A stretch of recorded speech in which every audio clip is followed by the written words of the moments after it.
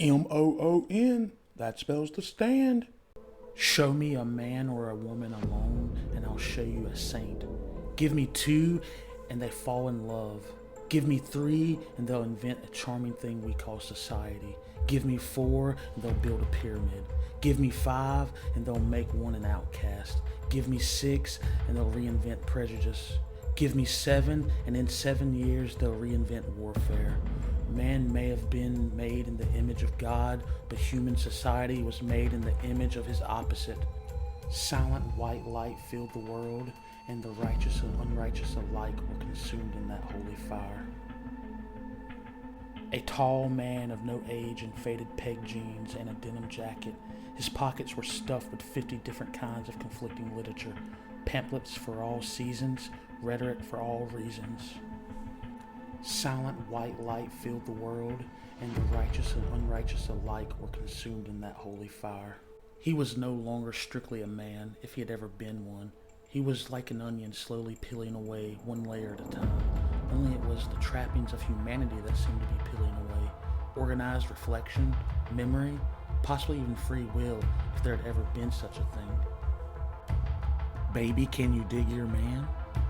He's a righteous man. Hey guys, welcome back. Kingless Jester here, and today we are diving into Stephen King's Multiverse once again with Stephen King's fourth published novel, The Stand. This is a lot of people's favorite novel by Stephen King. It's currently my favorite novel, sitting at number one with it number two. They constantly battle out with each other. The Stand is, great. A lot of people see it as Stephen King's magnus opus. And of course, if you are a Stephen King constant reader, you know The Stand is one of the few books that is heavily connected to the Dark Tower series. And without further ado, let's go ahead and dive into it. So the first and the biggest connection to the Dark Tower series that The Stand has is none other than Randall Flag. Randall Flag is a main staple in Stephen King's universe. He's in multiple Stephen King works. You can find him in short stories, novels, and nonetheless, he's in The Stand, and he's also a main character in the Dark Tower series. So right there, that kind of like puts the nail in the coffin. You really don't need much more than that, but we'll just go ahead and touch base on a few more just to see what we can find. Also, some more connections would be Mother Abigail, who is also a main character in The Stand, who is briefly mentioned in the Dark Tower series. I believe it's book 4, Wizard and Glass. Quartet, they actually end up in Topeka, Kansas, which is actually during The Stand. So they end up in a world, a multiverse that The Stand, the events that are happening in The Stand have played out in this world. They read things such as The Crimson King, The Walking Dude, Mother Abigail. So these things are just things that the worlds are crossing over. It may not be the exact world that The Stand, the novel, the book we know takes place in, but it is a multiverse where the same Captain Tripp's plague has ravished the world. So right there, Captain Tripp's, Mother Abigail, The Walking Dude, aka Randall Flag, Topeka, Kansas, those four things right there, they all tie into the Dark Tower series and The Stand. They connect. Another interesting connection I find would be the Tock Man, which I believe is also, he might be in the Wastelands. I think Wastelands or beginning of Wizards and Glass. I think it's the Wastelands. Anyway, I digress. I'm sorry. The Tock Man is a character that he opposes the Quartet. Well, the Tock Man, he gets introduced, or he meets a character we're very familiar with, Randall Flag, or Richard Fairday, as I believe he goes by Richard to the Tock Man. Anyway, he tells the Tock Man that he would like him to say one thing that someone he loved and adored used to say to him.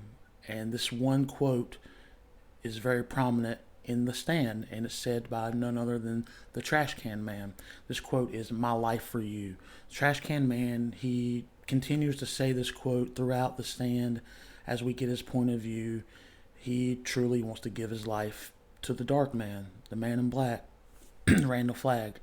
And I guess Stephen King kind of threw that into the Dark Tower series as well. It's just like another little hint, like, hey guys, look, just dangling this out in front of you, which it works great.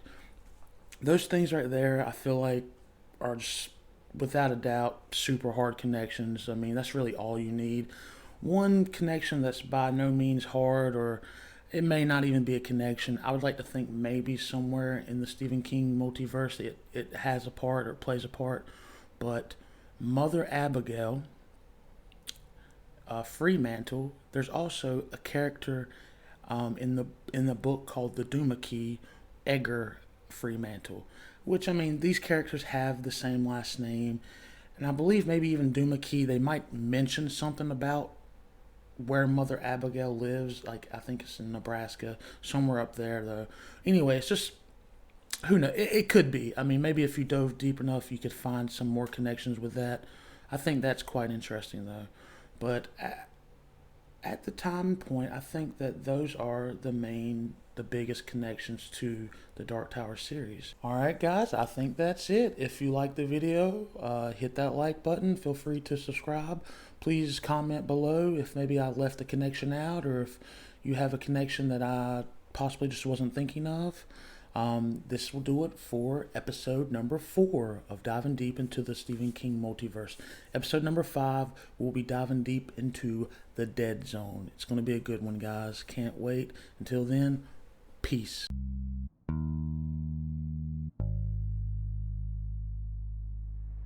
I'm just good at caring too much. I'm just good at caring.